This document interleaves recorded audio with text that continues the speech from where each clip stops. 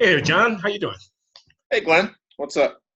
Oh man, we are Glenn Loury, Brown University, John McWhorter, Columbia University, the black guys at bloggingheads.tv.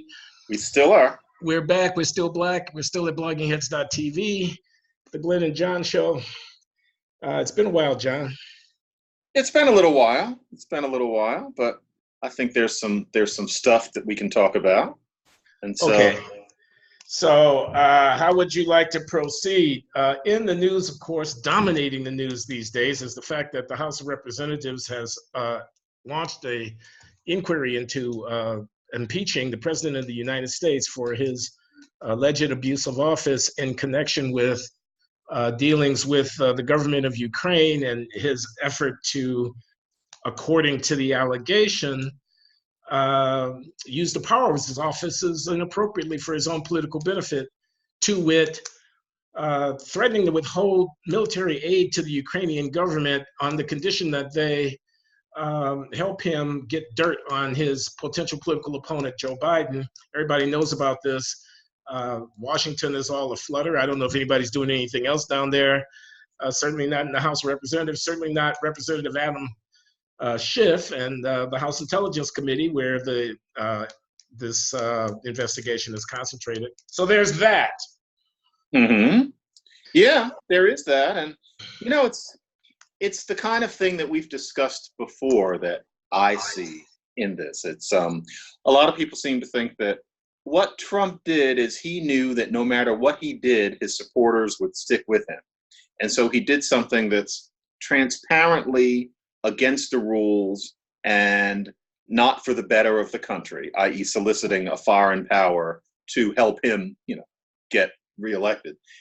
He did it because he knows he can get away with it. Whereas, to be honest, from looking at his general pattern, looking at his response to all of this, he's genuinely not clear as to why anyone would have a problem with it. It wasn't something that he seems to have thought very hard about before, which suggests to me simply that he shouldn't be in that office because he lacks, I think that the media like to put it as concentration, but I think that he simply lacks not only the concentration, but the ability to wrap his head around the less obvious rules of the office. And so I think that he should be impeached. And of course, we have to understand impeached does not mean expelled. A lot of it is theater because the Senate will never vote to get rid of the man. But I think that at least we need to do some hand-wringing here so that for history's sake, it'll be clear that at least wiser heads were aware of the gravity of this man's inappropriateness in office. What do you think? Well, I don't know. I'm not convinced of what you just said. I don't yet have enough information to compel me to the conclusion that he should be impeached. They're investigating.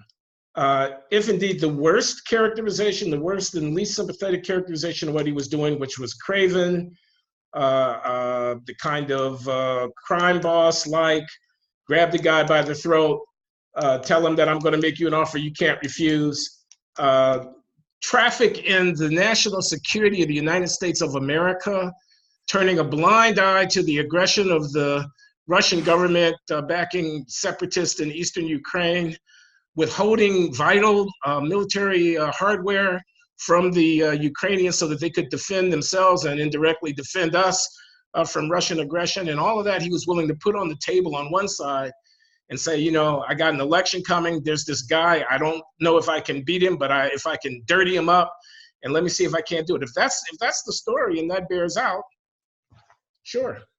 That sounds impeachable to me, but I don't know. I don't know that. Here's what he's going to say. He's going to say, I was mainly talking about trying to find out what went on in 2016. The reason that I had my attorney general in my mind when I talked to this guy about investigations was not to try to fix the 2020 election. It was try to figure out what shenanigans went on with people trying to rob me of the 2016 election. It's one thing he can say. Another thing he can say is policy toward Ukraine is complicated. We're trying to get them to buy natural gas from us. Is it okay if I twist their arm to buy our natural gas? Can I do that? You think that's okay? Can I actually use the powers of my office to try to further my foreign policy objectives, including the objectives of getting the Ukrainians to be less dependent on natural gas and so forth? Do you really want to, other presidents have equivocated or drawn back on the brink of getting involved in complex military affairs. I was merely exercising my discretion when I do. So he can say things like that. I assume that he will if it comes to him having to defend himself, say things like that. So therefore, what I'm saying is, I don't know. I'm willing to keep my powder dry. An investigation is ongoing. I'm willing to hear what people are saying. I do know that I've been here before. I was here before for 2 years after the man was elected, during which the accusation that he was a traitor to the country in the pocket of the Russian dictator and basically had collaborated with a foreign power hostile to U.S. interests in order to fix the 2016 election. I do know that we've been here before, and I know what that came to. So I'm not allowing myself to be stampeded by all of the hysteria and the hoopla. So that's one point I make. I make another point. I know you want to respond, but let me just say this briefly. Here we are. It is October of 2019. There's an election scheduled for November of 2020. Supposing the House were to impeach, supposing the Senate were to convict, as you know, that's unlikely, but supposing they were to do so, and Trump were to be removed from office before that election, I think that would be a catastrophe for the country. I think it would be very, very dangerous. I'm not an expert on all of these kind of complexities of, political conflict and whatnot. So my pronouncements are worth exactly as much as you would ascribe to them. But that feels to me like an invitation to civil strife. He won't go quietly. Not that he should remain in office against his illegal behavior because we're afraid that he's going to throw a tantrum. That's not my point. There's an election coming. He won't go quietly. He's going to say, the office has been stolen from me, but not only from me, it's been stolen from you. And a lot of people are going to believe that. I don't see how this is good for the country. The election is right at hand. Make the issue, he's unfit to be reelected. Let the people decide this. So I say that in the absence of all of the fine information. Maybe there are smoking guns lying around. Maybe there are affidavits yet to be submitted. Maybe there are witnesses yet to come forward. But we've been here before. We've been impeaching this guy since the day after he was elected. Practically, the country has, the media have, the Democratic Party has, and it just feels to me like. If I were a conspiracy theorist, I would say, well, this is a way around having to face the voters in 2020. It's fun. It's one of those things where you and I can have a disagreement, and it's not personal, but we're talking about the sorts of things where it's where do you draw the line and what are your priorities? And this is where a lot of people end up getting too upset to be able to have a conversation. But even a little bit outside of that, what makes you... I don't see any positive evidence that what Trump was going for was an investigation of what went on 3 years ago, as opposed to the hot water that he's possibly in with a competitor like Biden now. I would think, and this is muddy, but I think that he would have given some indication of that. Maybe that'll come out in some more extended version of this conversation. I'm sorry to interrupt, but I just want to say we already have a little bit of evidence in that, because in that transcript, when he says, I need to ask a favor of you, he follows that not by asking about Biden. He follows that by asking about trying to figure out what went on in 2016 with respect to some outfit called CrowdStrike, which is a technical consulting firm that examined the Democratic server, blah, blah, blah, blah. Right. That was the context in which he said, do me a favor. Right, but why would he be so concerned about that now? This man who lives in the present, eating his Cheetos, why does he all of a sudden want to redress something that happened 2 or 3 years ago with no relevance to what's going on right now? So he's interested in, and he's talking about this server business that he doesn't understand, but it seems reasonable to assume that what he wants is dirt on one of the people who seems most likely to beat him in this election. And yes, we can learn, but more to the point, the idea that we let the people decide, this goes back to the founders. And it's interesting that you and I are on different sides of this. There are times when I'm sorry but maybe the people need to move over and take the advice of their representatives, or even people who, they haven't necessarily done the electing for, if we're talking about how the Senate went before. In this case, putting it to a vote, especially when we have the Electoral College such as it is, rather alarms me. It seems that we need wiser heads to decide that a mistake was made in terms of who we put in. And this is going to sound like I'm doing some sort of after-school special, but I happen to be reading Brenda Wineapple's book, The Impeachers, right now, which is about what happened with Andrew Johnson. And I should say, talk about history written with lightning, as Woodrow Wilson said about Birth of a Nation. This is one damn good book, even if you don't care about Andrew Johnson and you figure you know enough about Reconstruction. And it's just leading me to think, yeah, suppose somebody had said, as was said at the time, don't impeach, it would leave the country riven. It would leave the country torn. It would make for a messy election, would leave resentments that would never simmer down. All of that might be true. But in retrospect, we're glad that serious people at the time at least made the statement that this Andrew Johnson, who was alarmingly like Trump in a lot of ways, needed to go, or at least needed to be censured in such a way that we remember him as somebody who was impeached, although not expelled. I think we need that here. Glenn, have you no love of country? Does it not bother you that your country is being run by an idiot? It seems like it doesn't bother you. Of course I have love of country. I don't accept the premise though, John. And the reason to look into the 2016 election is what he's going to say is so that it never happens to another president. Do you know what happened in 2016 or do you care? Do you care? What do you mean? What I mean is, do you know whether or not the intelligence agencies or others with an interest in the outcome of the election behaved inappropriately in putting together the circumstances that led to the Mueller investigation? Is there no there? Is that a conspiracy theory? You know that? Oh, well, of course there is some there. Yeah. I mean, because these are human beings, and these are human beings with biases. And was it that Trump consciously sought the attention of the Russians? No, he didn't, partly because he doesn't have the mental stick-to-itiveness to do something like that. Yeah, these things are more complicated. Was it that when people spoke of an insurance policy, they were trying to subvert electoral outcomes? What was it that when a FISA warrant went before the FISA court, a request for a warrant to investigate people, it did so under circumstances that didn't reveal to the court fully what they knew? Was the public revelation of the expose, the dossier, the Steele dossier, a part of a larger effort to try to undermine the?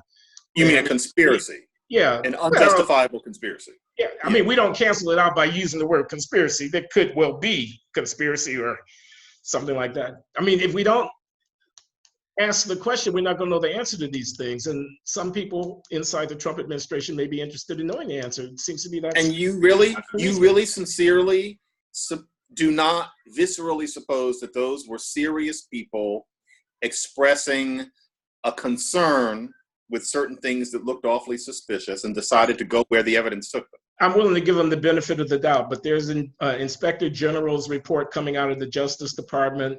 There's an investigation being carried on by a U.S. attorney in Connecticut called Durham, who's looking into some of this stuff. William Barr is spending time flying around Europe.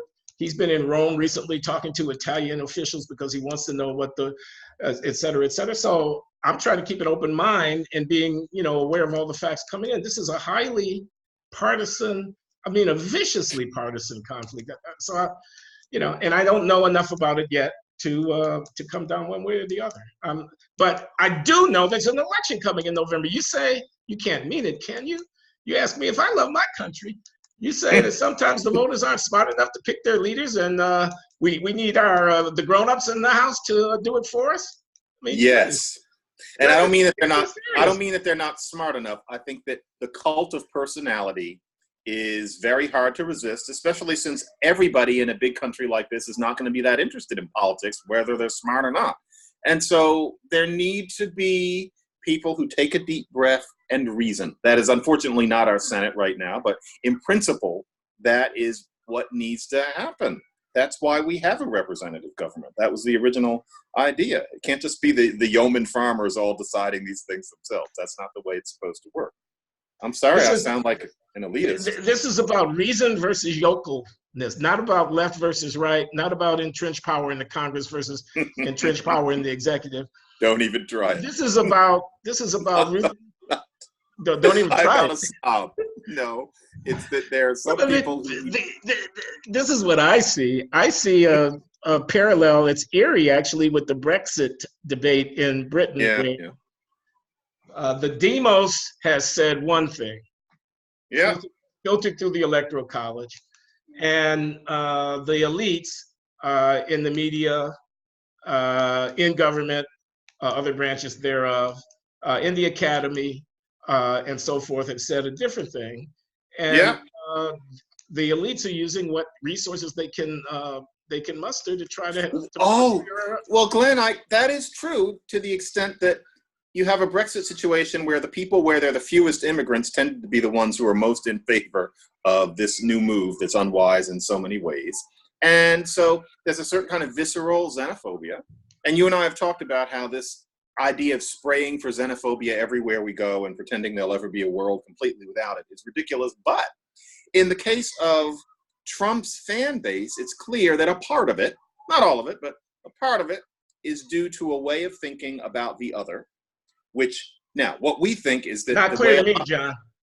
wait a minute. What a lot of these people think about the other is not utterly senseless. You know, there are certain stereotypes they formed where, frankly, almost any human being would.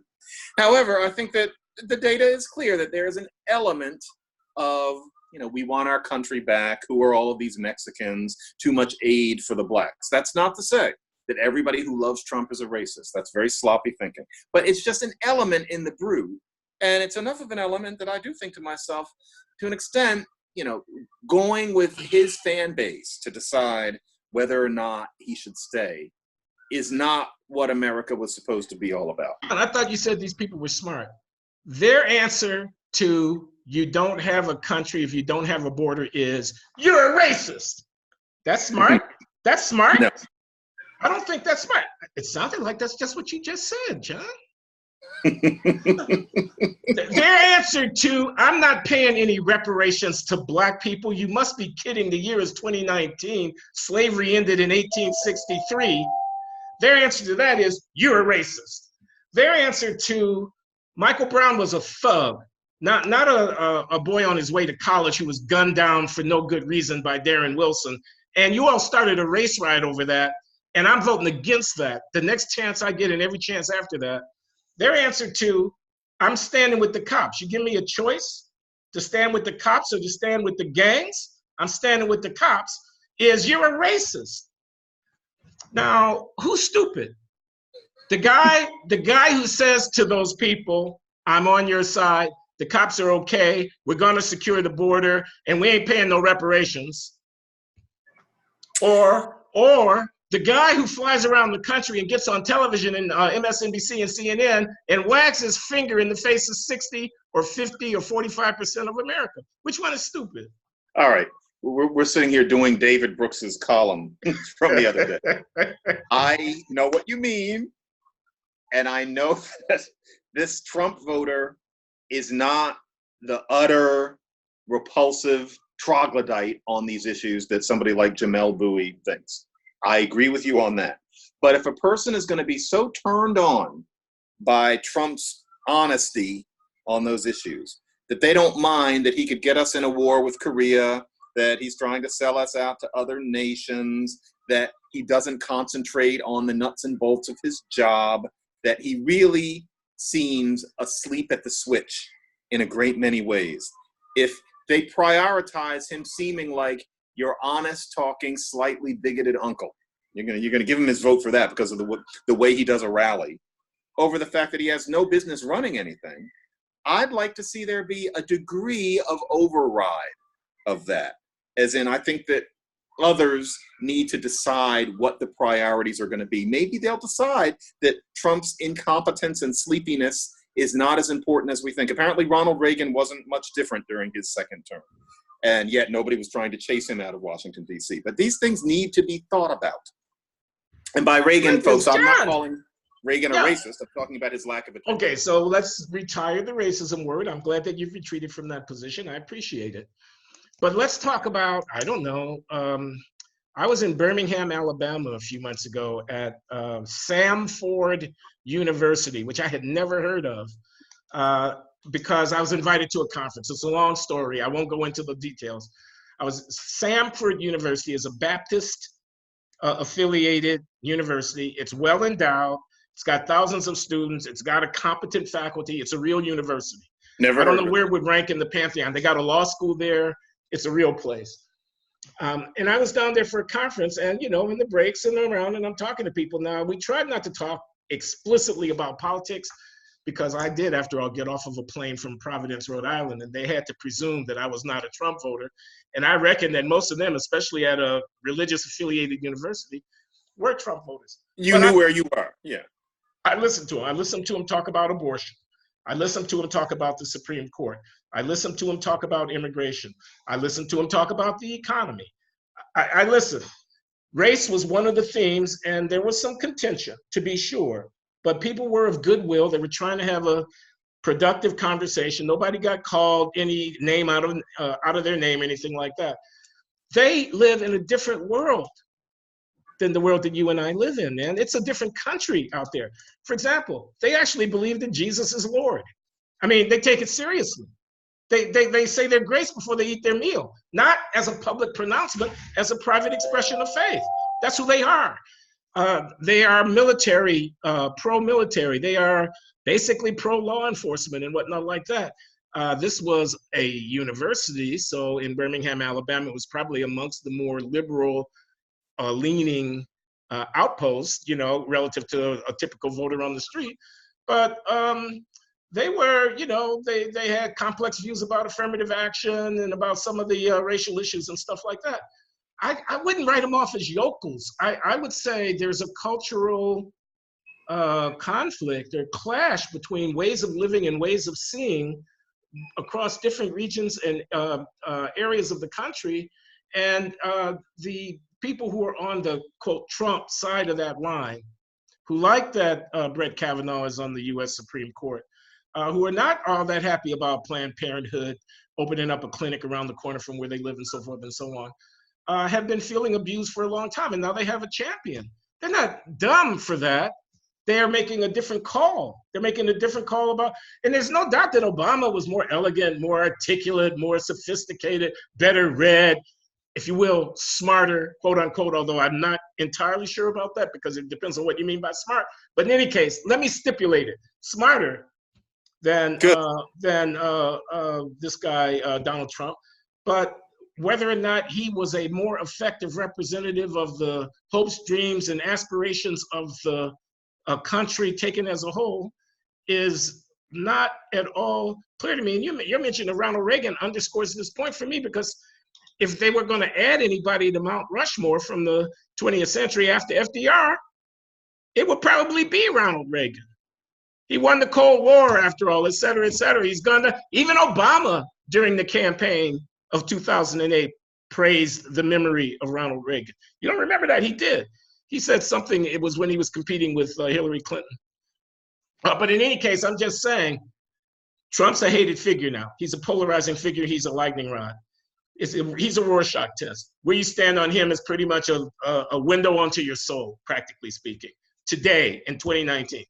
The economy is going well. We are not at war with Korea. A lot of things are actually looking up for the country. It's not out of the possibility of reason that should he survive, be reelected, and bring on in the second term a reasonable set of policies. I don't know what, around healthcare. I don't know what, around the military and U.S. foreign engagement. I don't know what, around infrastructure. Of course, there's always going to be left-right debate. There are liberals and conservatives in the country, but Glenn, this could still be a successful president. Where does the Democratic Party stand on trade deals with China? Do you know? Mm-mm. What's their infrastructure plan? And this is not a test. I'm not trying to embarrass you. My point is they haven't told us. Glenn, because they're too busy trying to discredit the guy whom the American people put in that office.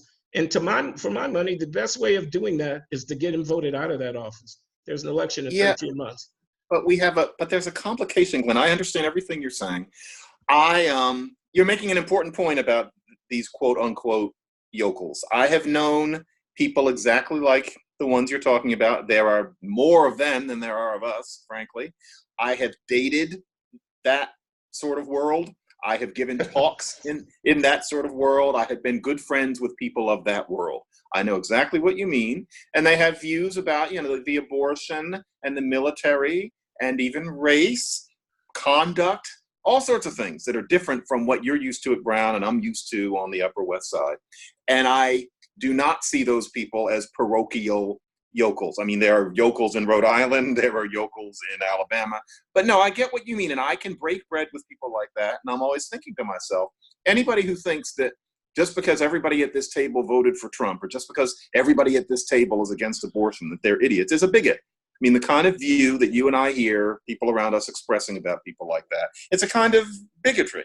And I completely agree. But that kind of person is tired of being looked down on by people like us. And that kind of resentment is part of what they like about Trump. They like that he's somebody who's kind of standing up for them. But again, though, Glenn, this is the thing. That is not a good reason under any view, quite objectively. That is not a good reason to keep this man in office when there's an argument that he's incompetent. And notice, I didn't say anything about him being a bigot. I have written everywhere about how that aspect of him doesn't surprise me, and I'm not always sure why we think about it so much, except that he perhaps could be considered to be stirring some of it up, but I'm not sure how different it would be if he weren't there. It's not his racism. It's that he's a boob. It's that that person shouldn't be running the country. And I think that if these resentments of our elitism are going to be part of why people say, let's keep him in anyway, Donald's going to be Donald, as if that means anything. That's the sort of thing that senators were supposed to be for. Override that kind of visceral passion, even if it's understandable, and get rid of this person who can't even focus on the details of his job. Glenn, I want to ask you, you read his tweets. Do you really read those tweets of his and think, this is the man who was elected and we have to accept it and let's have the people vote him out? Whereas those tweets, to a lot of the people we're talking about, and they are not yokels, but to a lot of the people we're talking about, they cheer on those tweets as a sort of WWF sport. Those tweets reveal Donald Trump not just as impolite, but as an undisciplined fool. That man shouldn't be in the White House. You really think that it's okay that he's in there just because our voting procedures got him there by a hair? You really think that's okay? So the answer I have to give, the honest answer is yes, I think it's okay. I think that's the people's call. That's not the pundits' call. But I will, having said that, because I'm standing on democracy now, and I'm saying vote him out of office. If he's as bad as you say he is, that should not be that tough. I'm not actually, however, disputing the core of your claim. I mean, not just the tweets, these impromptu press conferences that he gives when he's walking from the White House to the helicopter or whatever, shouting back and forth to the press, he does sometimes seem unhinged.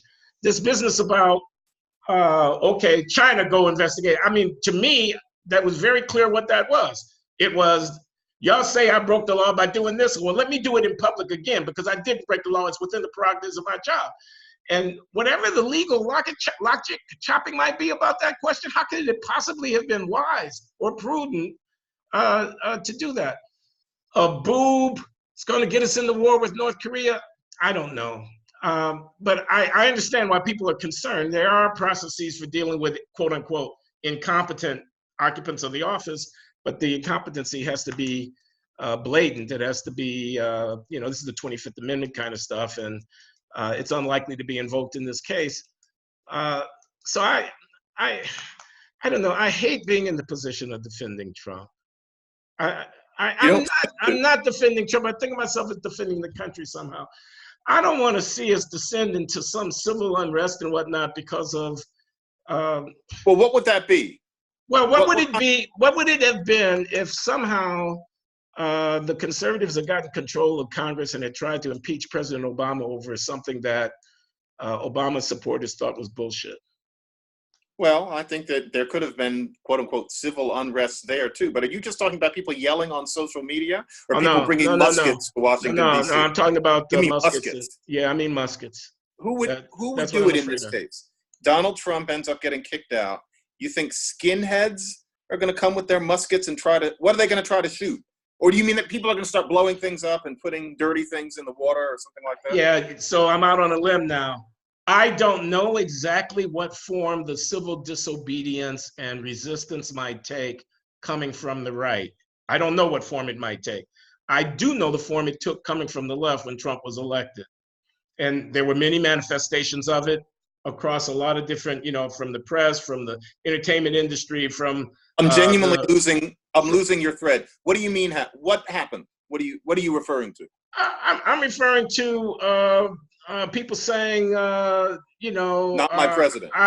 yeah, and its ilk in getting in the streets and protesting, women's march and stuff like that. Small Antifa, stuff like that. Small potatoes. Small potatoes. The right wingers in this country are well armed. Okay. You have never heard me downplay the threat that comes from the extreme right in terms of violence and whatnot here, even though I often go against the left-wing narrative, because it's a real threat. Those people are out there and they're well armed. You know what? I think you have to at least take on board the possibility that there could be a problem. Again, I am not saying there's a reason to keep a lawbreaker free from being punished by the law in order to avoid the possibility of backlash. I'm just saying there's an election right around the corner. You know what? I may lack imagination, and I mean this because really, large steps like that, I often find it hard to imagine. I think people exaggerate slippery slopes, and they use the slippery slope analogy to just bolster melodramatic arguments. So I could be wrong on this, but let's try this. It's 1966, it's 1969, 1970. Yeah. Why didn't any black militant really do something? A lot of them were armed, and there's some episodes, some things the Black Panthers did, but why didn't a group of angry black men really shoot up City Hall in Philadelphia? Why did nothing like that ever happen? It's because ordinary people going through their day, God, this is going to sound stupid if it happens, but ordinary people going through their day don't usually go that far. And I'm thinking that if Trump got kicked out, would there be some uptick only detectable in statistics with certain types of white guys with 3 names, blowing up 7-Elevens and things like that? Maybe, and that would be really unfortunate. But, after a while, they'd stop. Life is not a movie. It's just like these student protests, which I think now we can almost say rose in 2016 and crested by about the middle of 2018. Okay, maybe that would happen, and I would be truly upset at the losses of life, especially since a lot of the people would be black. But suppose that was it. In the meantime, our country would not be being run by an idiot. I would rather have that, to be honest. John, I think the radical right is much more dangerous than any of the black radicals, notwithstanding J. Edgar Hoover's wildest dream, wildest nightmare, than any of the black radicals ever were. There are more of them. They're better armed. They're better organized. They have an ideology. And they have at least a narrative which will leave them feeling righteous. Our duly elected man was taken down by the New York Times, CNN, Nancy Pelosi complex. And so I think you underestimate the threat. That's what I'm saying. I don't think this is anything like the 1960s. And if you're right, the question still remains. Do we keep somebody who is clearly not up to the job in that office because we don't wish to foment terrorist acts? Well, that would be the only reason. I mean, my answer is yes, you keep him in the job, because not being competent is not a reason to remove him from the job. I mean, if he's mentally ill and literally unable to function, that's one thing. But if he simply isn't as smart as you'd like him to be, that's no reason to move him from the job. That's a reason to run against him and get him defeated at the polls. On the other hand, if he is, I just want to be clear, John, because I don't want to be misunderstood. I don't know all the facts, and an investigation is ongoing. If it turns out that he's broken the law, then he's broken the law and he needs to be dealt with. He's not above the law. I am not saying that at all. But I'm saying I don't know right now, and I'm not sure that you do either. And I just wish that we would allow this process to go through the democratic filter, because that's the thing that's going to make anything that happens legitimate. I know what you mean. If he's defeated at the polls, he's defeated. That's the end of it. And if he doesn't get defeated at the polls, that's also a very significant message. I don't know how else it is to do it. I would feel very uncomfortable leaving it only to the citizenry in this case, not because of stupidity, but because of these tribalist resentment. And I want to be clear. I'm not saying that Trump is unfit because he isn't bright. I mean, we've talked about that. I think he's unfit because his lack of brightness keeps him from being able to pay even basic attention to his job, as opposed to other non-bright presidents. I don't think Harry Truman was the sharpest knife in the drawer, and yet he did his job.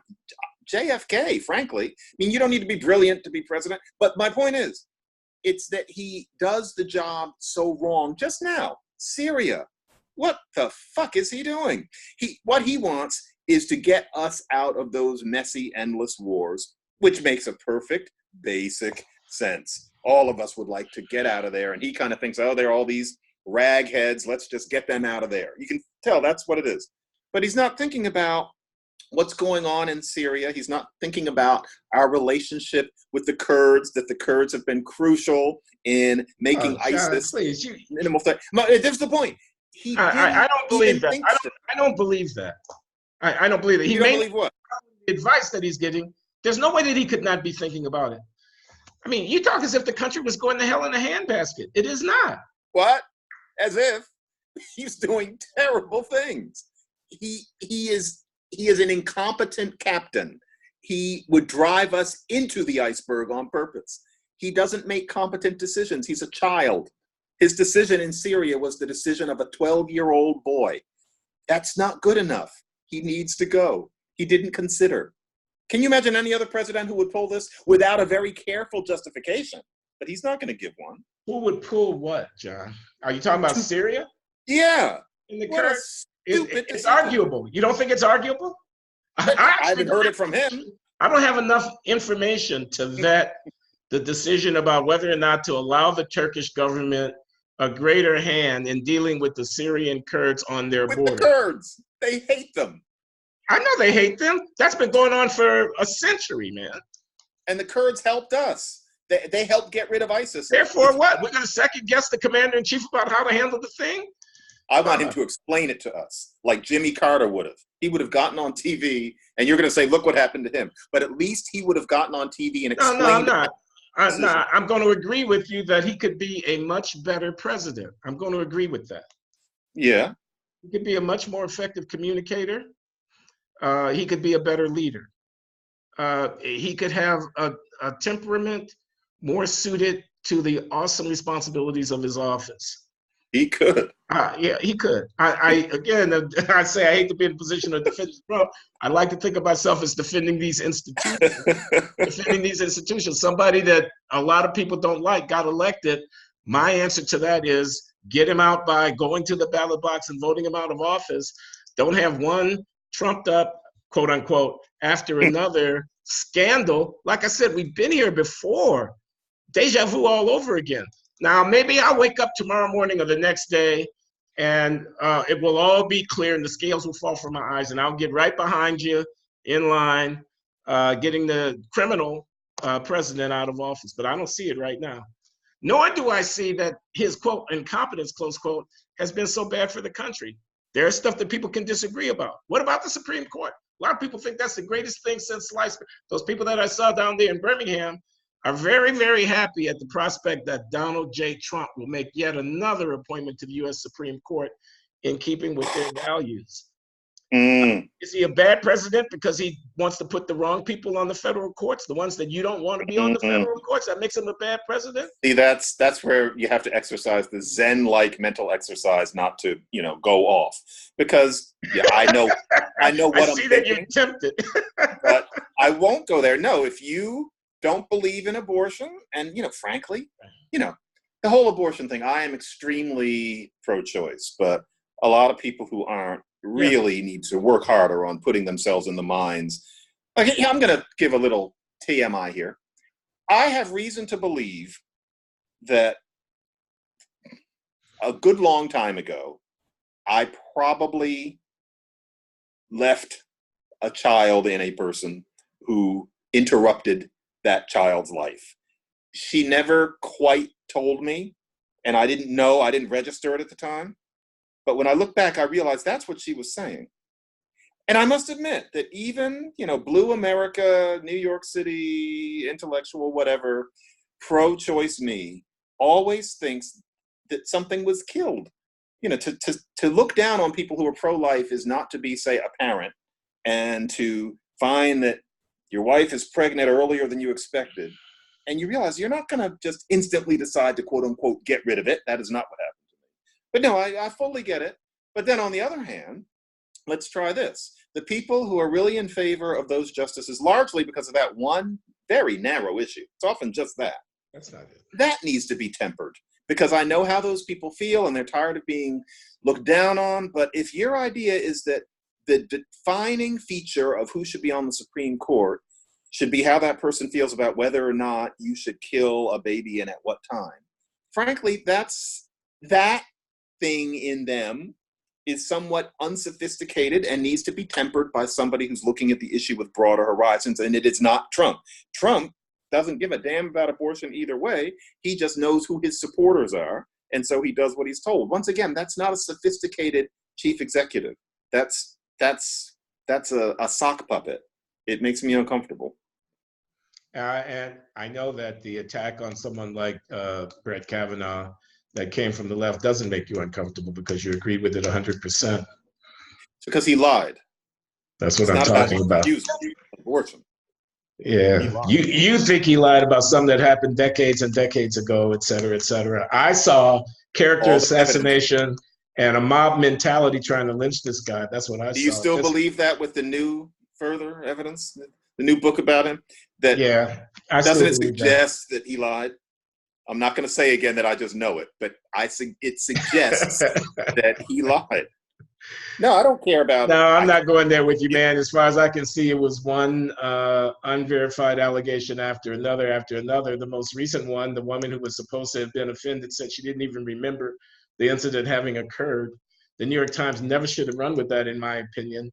And the man has already been confirmed to the U.S. Supreme Court. You've got presidential candidates running around talking about impeaching him on the basis of some BS about what he did when he was a freshman at Yale. I mean, I agree with you there. For which there's no evidence.